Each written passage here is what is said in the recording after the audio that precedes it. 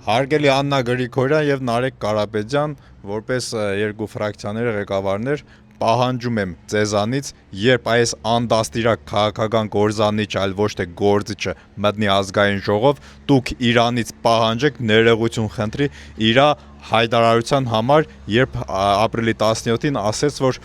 յանում չեմ ուզում հավատամ, որ Հայաստանում կան շուն ու շանգալներ, ով իր ձայնը կտա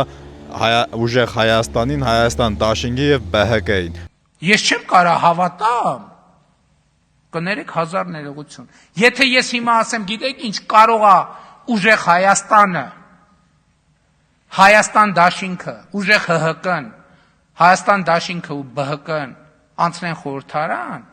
նշանակում է ես իմ մտքով անցկացնեմ, որ Հայաստանի Հանրապետությունում այդքան շուն ու շանգալ կա, որ կարա իրանց օգտին կքվյարկի։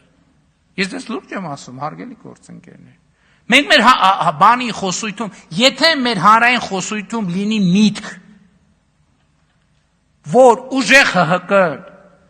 Հայաստան դաշինքը եւ ԲՀԿ-ն կարան անցնեն խորհրդարան,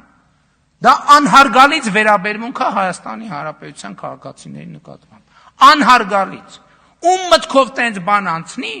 որ այդ 3 քաղաքական ուժը կարան անցնեն խորհրդարան, դա անհարգալից վերաբերմունք է։ Փաստացի ինքը 500,000 ավել Հայաստանի Հանրապետության քաղաքացիներին շուն ու շանգալ անվանեց ու ոչ մի պատասխանատվության չենթարկվեց։ Դրա համար, երբ այս անդաստիրակ քաղաքական կորզանիչը ոտքը դնի ազգային ժողով, խնդրում եմ պահանջեք, որպեսզի ներողություն խնդրի, որովհետև ես որպես, չգիտեմ, ընդդիմադիր ընտրող ինձ նեղված եմ զգում իր արտահայտությունից։ Շուն ու շանգալը ինքն է ու իր խմբակիցները, ով կիսում են այդ հայացքները։ Թող ներողություն խնդրի։ Ձեր, չգիտեմ, գործն է հենց առաջնահերթ։ Ինքը երբ մտավ ազգային ժողով, պահանջեք ներողություն խնդրելը։